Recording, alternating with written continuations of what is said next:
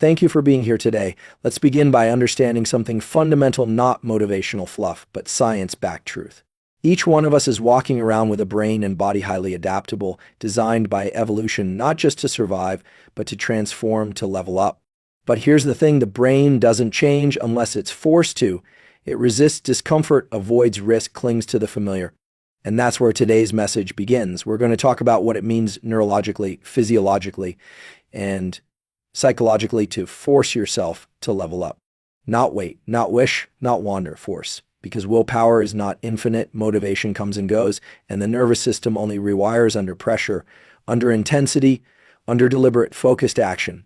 We'll look at how real change is built not just by inspiration, but by driving your system into states that trigger adaptation. This is not about hype. It's about protocols, tools, habits. It's about pushing past the threshold where growth actually begins. This is how you train your dopamine system, how you engage neuroplasticity, how you build grit at the level of your circuitry. Discomfort is the trigger for real growth. Lean into it deliberately. Most people instinctively avoid discomfort. It's wired into us. The brain is a prediction machine, constantly scanning the environment for anything that feels uncertain, threatening, or difficult, and it's designed to steer us away from it. But here's the paradox. The very thing we avoid is often the thing that leads to transformation. If you want to force yourself to level up, you have to recognize discomfort not as an obstacle, but as a signal that you're on the right path. From a neurobiological perspective, discomfort activates the stress response. The autonomic nervous system, particularly the sympathetic branch, ramps up your heart rate, tightens your muscles, and prepares your body for action. Most people interpret this as a sign to stop, but if you understand what's happening, you can learn to reframe that discomfort as a green light instead of a red one. You can say, this means I'm engaging with something real. This means I'm about to grow. Every time you experience discomfort and choose to stay with it, whether it's through physical training, emotional challenge, or intellectual struggle, you are literally changing the wiring of your brain. You're engaging in what scientists call neuroplasticity, the brain's ability to adapt and reorganize itself. But neuroplasticity is not triggered by passive experiences. It requires effort. It requires energy. And most importantly, it requires a certain threshold of challenge. That's why easy doesn't change you. Comfort maintains the current state. Only pressure drives adaptation. This is true at every level of human performance. Whether you're learning a new skill, overcoming fear, or building resilience, you must place your system under stress and allow it to adapt through repetition and exposure. When you avoid discomfort, you send a message to your nervous system that this sensation equals danger. The more you avoid, the more sensitive you become to challenge. This creates a feedback loop that makes discomfort feel even more intolerable. On the other hand, when you lean into it deliberately, consistently, and with awareness, you teach your brain that discomfort is not a threat, but a cue for engagement. Over time, your threshold increases. What used to feel overwhelming begins to feel manageable. You expand your capacity by confronting your edges, not by staying inside your zone of familiarity. This is how athletes build endurance, how leaders build emotional intelligence, how creators push through resistance, and how anyone becomes more than they were yesterday. There's also a deeper chemical process at work here. When you encounter discomfort and push through, your brain starts to release dopamine, not just when you succeed, but while you're engaging in the struggle. This is a critical shift. Most people are conditioned to chase the reward, to wait for the result before they feel good. But if you learn to associate the process, the grind, the repetition, the difficult steps with progress, your brain starts reinforcing the effort itself. This creates a powerful loop where discomfort becomes desirable, not because it feels good in the moment, but because you've taught your brain that it leads to evolution. This is one of the reasons elite performers don't wait to feel motivated. They have conditioned themselves to embrace the suck, to find meaning in the friction, and to push forward even when their emotions are pulling them back. The key is to be intentional. This is not about reckless suffering or blind perseverance. It's about choosing your discomfort strategically. Identify the areas where you've been stuck, where your growth has plateaued, where you've been avoiding what you know you need to face. Then lean in. Not all at once, but consistently. Start with manageable doses. Increase the pressure as your capacity builds. Use breathwork, visualization, or even cold exposure to train your nervous system to remain calm under challenge. These practices aren't gimmicks, they're tools to regulate your internal state so you can stay in discomfort long enough for real adaptation to occur. Over time, this builds self-trust. When you repeatedly show up and do the hard thing, even when it's uncomfortable, you begin to believe in your ability to handle adversity. That confidence is earned, not imagined, and it only comes from leaning into what you would rather avoid. Neuroplasticity requires intensity. Casual effort won't create change. The human brain is incredibly adaptable, capable of rewiring itself throughout life, but it does not do so under passive conditions. For the brain to change, for new neural pathways to be formed or old ones to be broken, there must be a level of intensity in the input. This intensity doesn't necessarily mean extreme stress or burnout, but it does mean focused, deliberate engagement with a task or challenge that pushes the boundaries of your current abilities. When effort is casual or mindless, the brain doesn't register it as meaningful. It simply reinforces the patterns that are already in place. In contrast, when effort is intense, when your attention is fully locked in, when you're slightly uncomfortable, when you're just on the edge of what you can currently do, that's when neuroplastic change occurs. This principle is backed by neuroscience research showing that neuroplasticity is gated by certain neurochemicals that are only released under heightened states of arousal and attention. For example, the release of acetylcholine during focused attention helps mark neural circuits for change. Norepinephrine, released during moments of challenge or urgency, sharpens perception and highlights what the brain should adapt to. Dopamine, the molecule of motivation and reward, strengthens the association between action and outcome. But none of these neurochemicals are released in meaningful amounts when the task feels easy, boring, or routine. They require that you care, that you push, that you exert deliberate effort. That's why intensity is non-negotiable. You cannot drift into growth. You cannot multitask your way into excellence. You must bring your full cognitive and emotional presence to the process. That kind of presence often feels uncomfortable because it requires you to work at your edge, to confront uncertainty, to fail and try again. But that edge is exactly where learning happens. It's where your brain gets the message that what you're doing matters enough to adapt for. Without that signal, the brain defaults to conserving energy and preserving existing pathways. From a biological standpoint, the brain is energy efficient. It doesn't change unless it believes the effort is worth the cost. Intensity is the cost that signals value. This is true across domains. Whether you're learning a new language, building physical strength, developing emotional resilience, or mastering a technical skill, the same rule applies. If it feels too easy, you're not growing. If it's too comfortable, you're just rehearsing what you already know. Intensity doesn't mean chaos. It means precision. It means locking in on a target and refusing to let your attention drift. It means being willing to feel a bit of mental or physical friction because you know that's the signal of progress. When you give a task your full energy, you create the conditions for plasticity. You open the window for the brain to rewire itself, but that window is not open all the time. It opens in response to intensity, to challenge, to novelty, to commitment. One of the myths about growth is that you can do it casually, that consistency alone is enough. While consistency is critical, it must be paired with the right level of challenge. Repeating the same comfortable actions every day does not create transformation. In fact, it can entrench old habits even more deeply. What you need is progressive overload, the same principle used in strength training. You apply just enough stress to stimulate adaptation, then recover, then apply slightly more. This applies just as much to the nervous system as it does to muscles. The intensity must scale with your progress. What was hard last month might be easy now. You have to keep adjusting the stimulus to stay in the zone of optimal challenge. It's also worth noting that intensity is not just about external difficulty, it's about internal engagement. Two people can perform the same task, but only one of them may be growing. The difference lies in the level of presence, focus, and intention they bring to the activity. Intensity begins in the mind. It's a decision to engage deeply, to give full attention, to push just past your comfort zone. When that decision is made repeatedly over time, it shapes not just your habits, but the very architecture of your brain. You start to form new connections. Old pathways weaken, new ones strengthen. This is how transformation happens, not in moments of inspiration, but in repeated acts of deliberate intensity. The brain records what you do with urgency. It learns from what you repeat with focus. It adapts to what challenges you just enough to stretch, but not break. This is the true path to leveling up. Neuroplasticity requires intensity. Casual effort won't create change. The brain is not designed to change unless it has a good reason.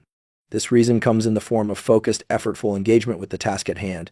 When we move through life on autopilot, doing the same things the same way, the brain simply reinforces existing pathways. It becomes more efficient at what it already knows. But when we push into the unknown, when we engage deeply with something challenging, the brain becomes primed for change. Neuroplasticity, the brain's ability to reorganize itself by forming new neural connections, is not something that gets activated by routine. It is activated by focused struggle, by intensity, by the feeling that this moment matters. Studies in neuroscience have repeatedly shown that when we're deeply focused, neurochemicals such as acetylcholine and norepinephrine are released. These chemicals act like spotlight markers in the brain, tagging certain experiences as important. When an experience is marked as important, the brain starts to rewire around it. But if your attention is scattered, if you're scrolling through your phone while trying to learn, if you're halfway committed, those neurochemical signals don't fire in the same way. The brain doesn't register that anything significant is happening, and therefore it doesn't prioritize change. The key variable here is intensity, how deeply you're engaged, how emotionally invested you are, how hard you're pushing against your limits. Most people believe repetition alone creates mastery, but repetition without intensity is simply habit. It maintains the status quo. Intensity changes the status quo. This doesn't mean you need to suffer or push to exhaustion every time. What it means is that the effort has to feel real. It needs to push you beyond what's automatic. It needs to trigger your full attention. In that narrow space where things are difficult enough to be challenging but not so hard that they're overwhelming is where plasticity thrives. This zone of optimal challenge is often uncomfortable, which is why many people avoid it. But it's also the zone where the most transformation takes place. When you practice something just outside your current ability with deliberate focus, you signal to the brain that this is an area that needs improvement. Whether you're learning a new skill, trying to shift your mindset, or training your body, the principle is the same. The signal for change is intensity. This intensity must be repeated, but not mechanical. You don't grow by simply showing up, you grow by showing up and pushing at your edge. You grow by staying fully present in the discomfort, not checking out or numbing the experience. Presence amplifies neuroplasticity. Distraction blunts it. The body and brain are systems designed to become more efficient. If you do the same task in the same way with the same level of energy, the system adapts by doing it with less effort. That's efficiency, not growth. Growth comes when the system is challenged in new ways. In physical training, this is known as progressive overload, continually increasing the demand to stimulate adaptation. The same principle applies to the brain. If you want to build new patterns of thinking, feeling, or acting, you have to raise the demand. You have to push harder, not recklessly, but strategically. Intensity doesn't mean chaos. It means deliberate friction. It means doing something that requires you to stretch, to stay alert, to be fully engaged. One of the clearest signs that you're operating at the right level of intensity is when you feel resistance and focus at the same time. You're struggling, but you're in it. You're tired, but you're learning. You're making mistakes, but they're purposeful. This is the kind of learning that leads to transformation. This is the kind of struggle that teaches the brain to rewire itself. There's also an emotional layer to this process. Intensity carries meaning. When you care about something deeply, you work harder. You focus more. Emotionally charged experiences are more likely to lead to lasting change because they activate the limbic system, which works in tandem with the neocortex to encode memories and behaviors. This is why growth often comes through challenges that feel personal. You can't phone it in. You can't half-heartedly participate and expect the brain to adapt. You have to be all in. You have to care. You have to push. Casual effort is comforting because it feels safe, but safety rarely leads to growth. If you want to force yourself to level up, you have to stop doing what's comfortable and start doing what's required.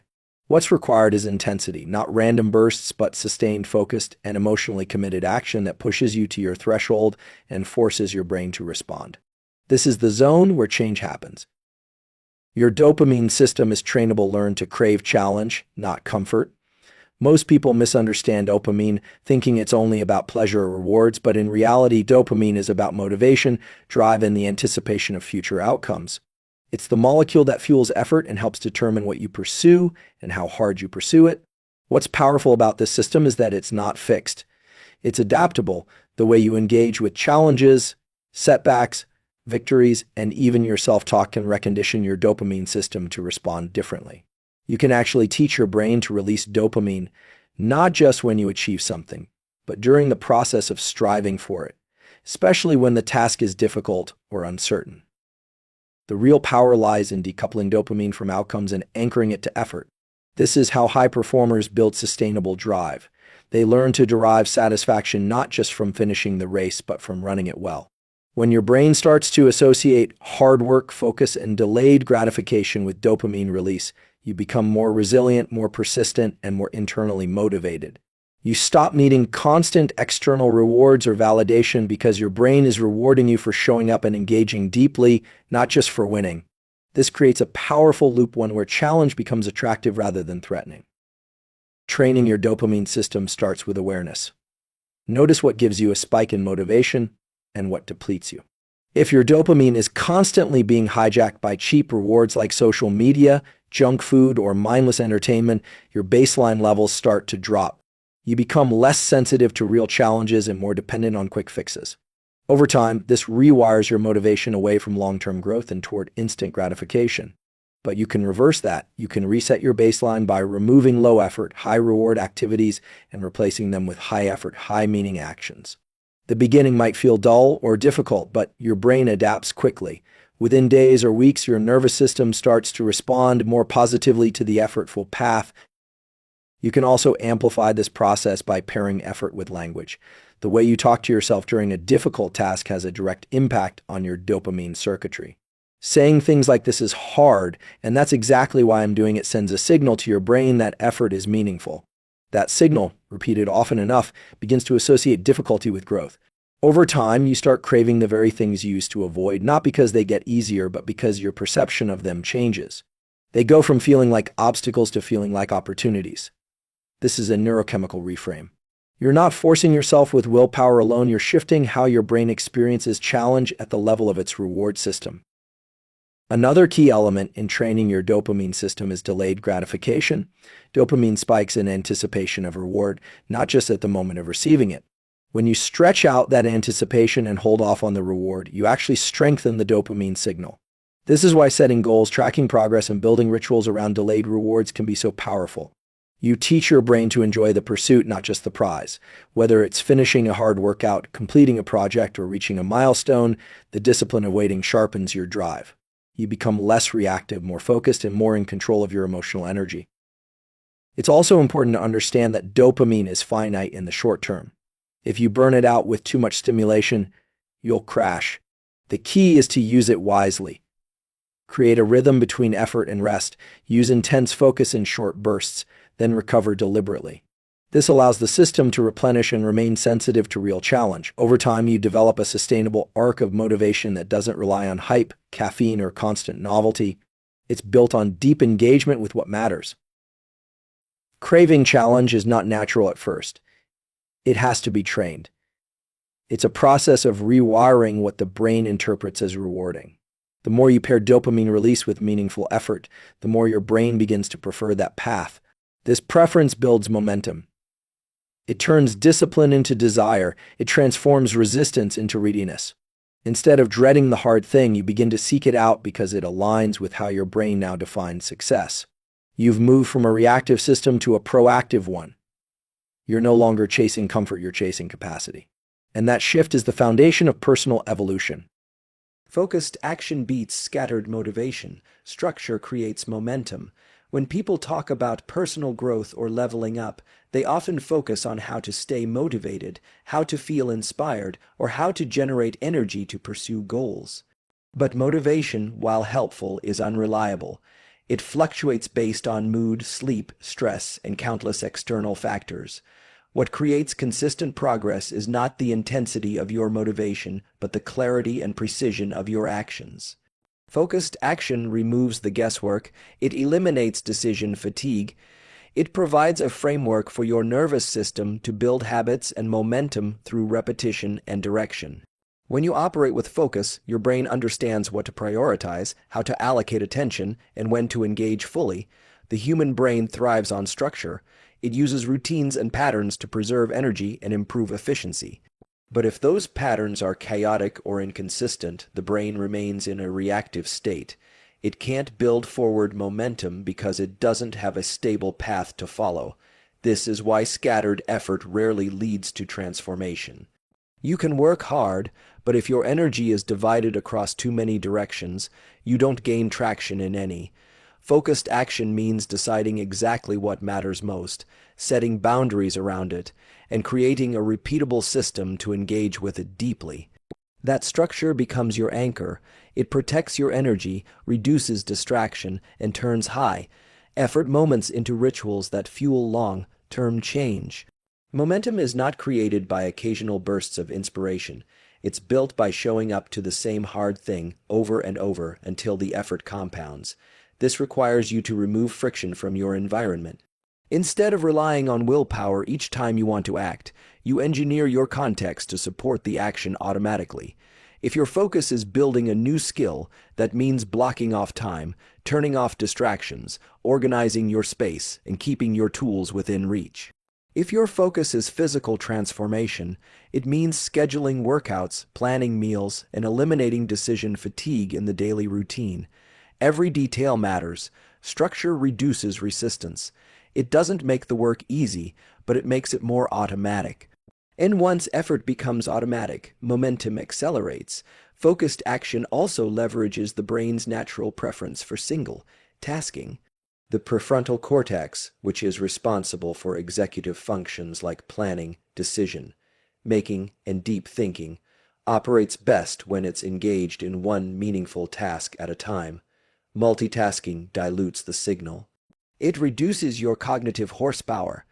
When your attention is split, your output suffers and your brain doesn't encode the experience in a way that promotes learning or growth. But when you give one task your full presence, especially one that's connected to your long-term goals, you trigger deep engagement. You feel what psychologists call flow. This flow state is where time compresses, action becomes intuitive, and progress accelerates. You cannot enter flow from chaos. You get there through intentional focus. Structure also helps in managing emotional resistance. Everyone encounters self-doubt, procrastination, and internal friction when trying to grow. But when you have a plan, a clear, defined structure, those emotions have less power. You don't need to debate whether you feel like taking action. You just follow the system. The discipline becomes mechanical in the best way possible. You create a container that holds your energy and channels it toward progress. Over time, that structure rewires your identity. You begin to see yourself not just as someone who wants to improve, but as someone who executes consistently. Identity follows behavior, and behavior is shaped by systems. Another key benefit of focused action is that it gives you immediate feedback. When your actions are structured and specific, you can measure progress in real time. You know what's working and what's not. You can adjust the system, you can refine your strategy, but when you operate from scattered motivation, feedback is blurry. It's hard to know what caused a result or why something didn't work. Structure brings clarity. Clarity empowers adjustment. Adjustment fuels refinement, which drives continuous improvement. This loop becomes self-sustaining. Even your neurochemistry responds differently to focused action. Dopamine, the molecule of motivation, is released not just at the achievement of a goal, but throughout the process of pursuing it, especially when the path is clear and the effort feels aligned with a purpose. Every time you complete a step in your structured system, you get a small dopamine hit that reinforces the behavior. That's how habits are built, not by forcing motivation, but by aligning action with structure and reward. Over time, the brain learns that focused action feels good, and that forward movement is worth the effort. The key is to eliminate ambiguity, know what the next step is, know when and where you will take it. Make the action specific enough that it requires no thought to begin. The more you remove decision making from the front end of your process, the more energy you preserve for execution. Focus becomes your default setting, not because you're inspired every day, but because you've built a system that supports your goals even when motivation is absent. Discomfort is not your enemy, it's the doorway to adaptation. The nervous system is built to respond to signals from the environment, and one of the most powerful signals it receives is discomfort, physical strain, emotional friction, mental fatigue. These are not signs that you should stop, they're signs that change is taking place. The body and brain both use stress as a trigger for adaptation. When the system is challenged, it recalibrates. It breaks down old patterns, weakens inefficient circuits, and begins the construction of stronger, more efficient ones. But none of this happens unless there is stress, unless there is discomfort, unless there is a clear signal that the current state is not sufficient to meet the demands being placed on it. The modern mindset often treats discomfort as a problem to avoid. We chase ease, convenience, and relief, but the systems that govern growth, whether biological, neurological, or psychological, are activated by tension, not by comfort. When you feel resistance, that's a sign that you're entering the growth zone. It's where old habits are being challenged. It's where your assumptions are being tested. It's where your energy systems are being forced to level up. You don't get stronger by doing what's easy. You get stronger by encountering the edge of your capacity and choosing to stay there, to work there, to build from that space of tension. This doesn't mean reckless suffering. It means intelligent exposure to challenge. You don't need to drown in stress to grow. You just need to meet the right amount of resistance at the right time and engage with it fully. This is known in neuroscience as the zone of proximal development. It's the sweet spot where you're outside your comfort zone but not so far beyond it that you shut down. That's where neuroplasticity kicks in. That's where your brain gets the message. This is important, this is new, this is necessary.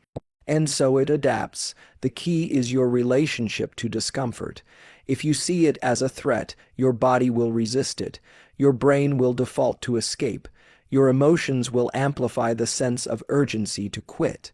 But if you reframe discomfort as a sign of growth, as a necessary part of the adaptation process, your nervous system learns to regulate around it. You stay calm, you stay engaged. You recognize the feeling not as something to avoid, but as a marker that you're in the right place.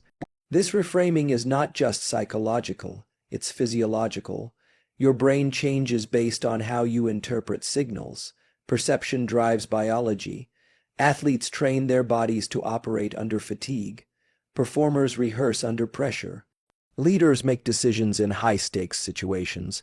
All of these individuals share something in common. They've trained their nervous systems to function in discomfort. That doesn't mean they enjoy it. It means they've learned how to work with it. They understand that discomfort is not a block to progress, but the medium through which progress is made. They don't resist the fire, they build in it. This is how you force yourself to level up, not by waiting for conditions to feel perfect, but by acting powerfully when conditions feel intense. What's often missed in personal development is that most transformations start with the decision to stay, not the decision to fight or to conquer or to dominate, but simply to remain present with the discomfort long enough to allow the nervous system to recalibrate. Growth doesn't happen in a flash of brilliance. It happens in the micro, moments when you want to quit, but you choose to breathe, to refocus, to continue. Those moments teach your system resilience. They stretch your stress tolerance. They wire in a new association. Challenge equals strength, not threat. One of the best things you can do to train this skill is to deliberately practice discomfort, cold showers, intense workouts, silence. Fasting, public speaking, these are not just physical or external challenges, they are nervous system training tools. When done with intention, they teach your body to remain calm under pressure. They teach your mind to stay clear when the environment is chaotic. They harden your capacity to hold stress without breaking, and that capacity transfers into everything you do. Your career, your relationships, your goals. You no longer back down when things get hard. You recognize that this is where you get better. Discomfort also sharpens awareness. When you're pushed beyond your comfort zone, your senses heighten. Your attention becomes more focused. Your decisions carry more weight. This intensity creates depth of experience. It encodes learning more deeply. It activates parts of the brain that remain dormant when things are easy. The discomfort becomes a forge, a crucible that tempers your will, your focus, your character. It transforms not just what you do, but who you are. Your potential is on the other side of discomfort. You don't grow by finding easier paths. You grow by becoming the kind of person who can handle the hard ones. That is not just a mindset, it's a nervous system response, and it is trainable through repeated exposure, structured challenge, and the conscious choice to interpret discomfort as a signal to lean in, not to pull back. Identity follows behavior. Act like the person you want to become, and your mind will follow. Most people wait for a feeling before they take action. They wait to feel confident before they speak up, motivated before they begin, or prepared before they commit. But that sequence, feeling, then action, is backwards if you're trying to level up. The nervous system doesn't evolve through thoughts alone, it changes through repeated behavior. What you do consistently shapes how your brain wires itself, how your body adapts, and how your sense of self is formed. Behavior sends a message to the entire system, this is who I am now, and when that message is repeated enough, the identity shifts to match it. Neuroscience shows us that every time you take an action, especially a deliberate one, you reinforce a neural circuit. The more often a circuit fires, the stronger it becomes. This is the foundation of neuroplasticity, but the brain doesn't ask whether that behavior is authentic or true to who you are. It simply adapts to what you do. So if you procrastinate, avoid challenge, or indulge in distraction, your brain becomes wired for that. If instead you act with courage, take ownership, and show discipline, even when you don't feel like it, your brain begins to wire those traits into your identity. Repetition is stronger than reasoning. Action is the language of the nervous system. The gap between who you are and who you want to be is bridged by repeated behaviors that reflect your future self. You don't become disciplined by waiting to feel ready. You become disciplined by acting with discipline. Each small decision to act in alignment with your desired identity becomes a vote for that version of yourself. Over time, those votes add up. Your confidence grows not from external validation, but from internal consistency. You begin to trust yourself, not because of what you say you'll do, but because of what you repeatedly do. This also affects the way your brain processes feedback. When you act as your future self, your nervous system starts looking for confirmation that the new identity is real. It pays more attention to small wins, internal shifts, and moments of integrity. These micro-signals, amplified by focus, become the fuel for more aligned action. You begin to experience what psychologists call self-concordance, where your goals and your behavior are in sync. That alignment feels powerful. It reduces inner conflict, it creates momentum, but none of it starts until you act first, regardless of how you feel. People often assume that identity is something you discover, but in truth, it's something you build. And behavior is the construction material. That's why habits are so powerful. They automate identity. If you meditate every morning, you're a person who values stillness and clarity. If you show up to train when it's raining and cold, you're someone who honors discipline more than comfort. The habit is the proof, and the proof becomes the story your brain tells itself about who you are. That story shapes your choices, your standards, your resilience, and all of it started with an action you chose to take when it would have been easier not to. There's also a chemical shift that happens when behavior precedes identity. When you take courageous action, especially under pressure, your brain releases neuromodulators like dopamine and norepinephrine. These chemicals enhance memory, sharpen focus, and reinforce learning. Your nervous system takes a snapshot of that moment and links it to growth. So when you face a similar challenge again, your system recalls the memory of success and becomes more willing to act. This is how confidence is built, not from abstract affirmations, but from embodied experience. The nervous system learns through doing. Even the smallest actions can catalyze massive identity change. Making your bed first thing in the morning, showing up to a workout even if it's short, speaking up in a meeting when it's uncomfortable. Each of these sends a signal, I am becoming someone who does hard things. That signal, if repeated with enough consistency, begins to override your old self-image. You stop identifying with procrastination, with doubt, with fear. You begin to identify with discipline, courage, and ownership, not because those traits magically appeared, but because you chose to act like they were already true. There will be days when the behavior feels unnatural. That's part of the process. Acting like your future self often feels awkward at first because you're running a new program in a system that's used to the old one. But the brain is plastic. It adapts quickly to new inputs. The key is to keep feeding it those inputs through consistent, deliberate behavior. You don't need to believe in your new identity for it to begin forming. You need to act in alignment with it often enough that belief becomes inevitable. This is not about pretending, it's about leading with action and letting identity catch up. Leveling up is not a single decision, it's a sequence of actions that reinforce who you're becoming.